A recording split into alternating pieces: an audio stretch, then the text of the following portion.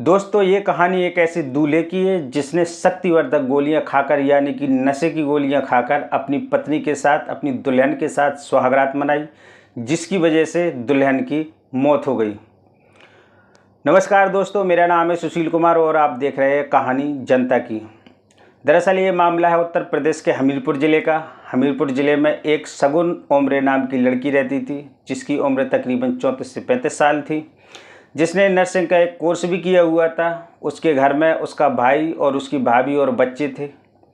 दरअसल माता पिता की पहले ही मौत हो चुकी थी, इसीलिए सारी जिम्मेवारी सगुन के भाई पर थी। सगुन के भाई ने सोचा कि अब बहन की शादी कर दी जाए, इसीलिए उसने लड़का देखना शुरू कर दिया। हमीरपुर ज़िले से लगा हुआ एक और ज़िला है जालौन, जिसका एक शहर है औरई। औरई में एक लड़का देखा जिसका नाम था नितिन ओमरे, जो एक पेशे से इंजीनियर भी था। लड़का ठीक ठाक था, ख़ानदान भी ठीक ठाक था, इसीलिए सगुन के भाई को ये लड़का पसंद आ गया। फिर लड़का लड़की ने एक दूसरे को देखा और एक दूसरे को पसंद भी कर लिया। रिश्ता तय हो गया, शादी की डेट निकलवाई। शादी की डेट निकली 3 फरवरी 2024 को। 3 फरवरी 2024 के दिन औरई से बड़ी ही धूमधाम से बारात निकली और हमीरपुर पहुंची। हमीरपुर में बारात का जोरदार स्वागत हुआ। सगुन के भाई ने कोई भी किसी भी तरह की कोई कमी नहीं छोड़ी थी। उनके ठहरने की व्यवस्था, खाने पीने की व्यवस्था, पूरी व्यवस्था की हुई थी। सारी रस्में हुई 3 तारीख को। इसके बाद में 4 तारीख को विदाई थी। सगुन के भाई ने तन मन धन से पूरी जी जान लगा दिया था अपनी बहन की शादी में, क्योंकि माता पिता थे ही नहीं, इसलिए पूरी जिम्मेवारी भाई के ऊपर थी।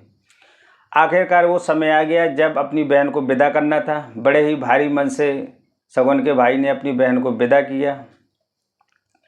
सगुन अब ससुराल पहुंच चुकी थी। ससुराल में उसका पहला दिन था।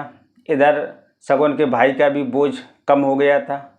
दरअसल ये बोझ बहन या बेटी का नहीं होता है, ये बोझ होता है जिम्मेदारी का, जो कि सगुन के भाई के ऊपर एक जिम्मेदारी थी कि बहन की शादी करनी है, क्योंकि माता पिता थे नहीं। बहन की शादी पूरी हो जाने के बाद वो अपनी ससुराल चली गई खुशी खुशी। इधर सगुन का भाई भी खुश था कि चलो बहन की शादी हो गई, अब वो अपने घर चली गई और खुशहाल ज़िंदगी जिएगी। 4 तारीख को विदाई हुई थी। 7 तारीख का एक निमंत्रण कार्ड था कानपुर का, जिसमें कि सगुन के भाई को और उसके बच्चों को निमंत्रण में जाना था। 7 तारीख का वो दिन आ गया। सगुन का भाई निमंत्रण में चला गया, साथ में उसकी बीवी और उसके बच्चे भी गए।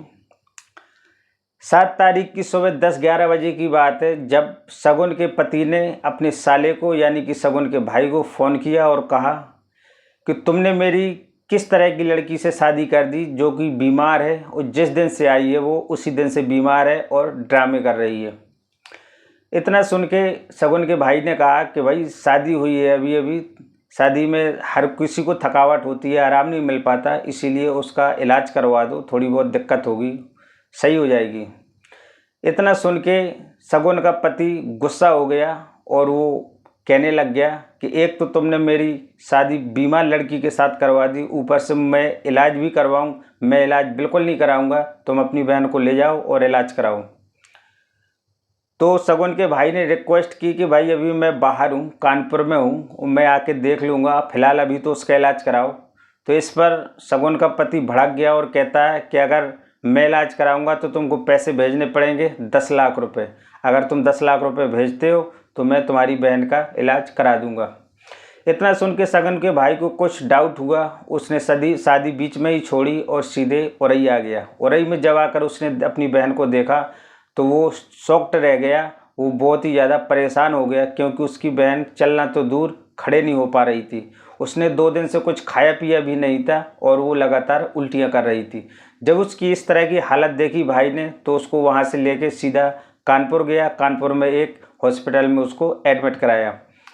कानपुर में उसको 7 तारीख को एडमिट कराया गया था। 8 तारीख हो गई, 9 तारीख आ गई, लेकिन उसकी सेहत में किसी भी तरह का सुधार नहीं हो रहा था। तभी सगुन की भाभी ने डॉक्टर से जाके बात की और कहा कि क्या बात है, मेरी ननद को क्या हो गया है जिसकी वजह से वो उसकी सेहत अभी तक सेहत में कोई सुधार नहीं हुआ है। तब डॉक्टर ने बताया कि सगुन की हालत इसलिए ठीक नहीं हो रही क्योंकि उसके प्राइवेट अंगों में, प्राइवेट पार्टों में बहुत ज़्यादा इन्फेक्शन है। इन्फेक्शन की वजह से सही होने में उसको समय लगेगा। जब उसकी भाभी ने उस डॉक्टर से जोर दे के पूछा क्या करे, उसको किस बात का इन्फेक्शन है, घर पे तो वो बिल्कुल सही थी, अब 2 दिन में ही ऐसा कौन सा इन्फेक्शन हो गया। तब डॉक्टर ने एक ऐसा चौंकाने वाला खुलासा किया कि शगुन की भाभी के होश उड़ गए।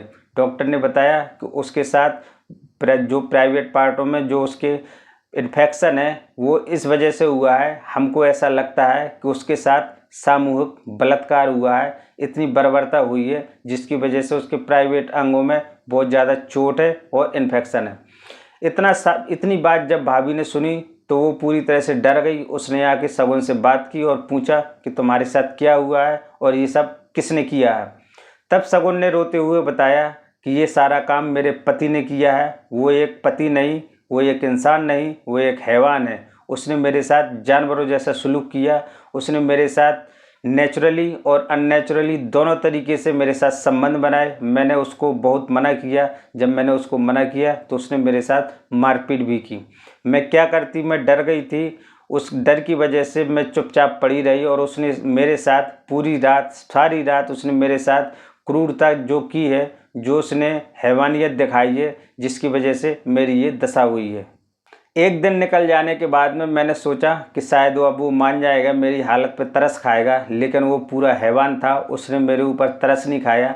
मैंने सारा दिन से खाना नहीं खाया था और सारा दिन बिस्तर में पड़ी थी, उसको मुझ पर तरस नहीं आया। उसने अगले दिन भी मेरे साथ वही कुकृत्य किया जो उसने पहले दिन किया था। आज जो उसने किया जिसकी वजह से मैं अपने सेंस में नहीं रही और मुझे कुछ भी समझ में नहीं आ रहा था कि मैं क्या करूं। मैं दर्द से पूरी तरह से कांप रही थी, तड़प रही थी, लेकिन उसको फिर भी मुझ पे तरस नहीं आया। इतनी बात कह के शगुन फूट फूट कर रोने लगती है। जब उसकी भाभी उसको रोता हुआ देखती है तो उसको दिलासा देती है, कहती है कि तुम सही हो जाओगी, तुमको कुछ नहीं होगा। लेकिन वो लड़की अगले दिन 10 तारीख को यानी कि 10 फरवरी को अपनी ज़िंदगी की जंग हार जाती है, यानी कि उसकी मौत हो जाती है। दोस्तों, जब एक लड़की अपने ससुराल जाती है तो उसके कितने सारे सपने होते हैं, कितने सारे सपने संजो के जाती है, लेकिन इस लड़की की 2 दिन में ही ससुराल में उसकी ये हालत हो गई और अपनी शादी के 7वें दिन उसकी मौत हो गई। आप इस पति पत्नी को, इस नए दूल्हे दुल्हन के बारे में आप क्या राय रखते हैं, कमेंट करके ज़रूर बताएं। दोस्तों, ये कहानी सुनाने का मतलब किसी को परेशान करना या किसी को बदनाम करना बिल्कुल नहीं है, सिर्फ आपको जागरूक करना है। दोस्तों, अगर आपको इसी तरह की कहानियाँ सुननी है, अगर आपको इसी तरह की कहानियाँ पसंद है, क्राइम से रिलेटेड कहानियाँ अगर आप सुनने के शौकीन हैं, तो हमारे चैनल कहानी जनता की को ज़रूर सब्सक्राइब करें और बेल आइकन ज़रूर दबाएं। दोस्तों, फिर मुलाकात होगी एक नए वीडियो में एक नई सच्ची कहानी के साथ। तब तक के लिए नमस्कार।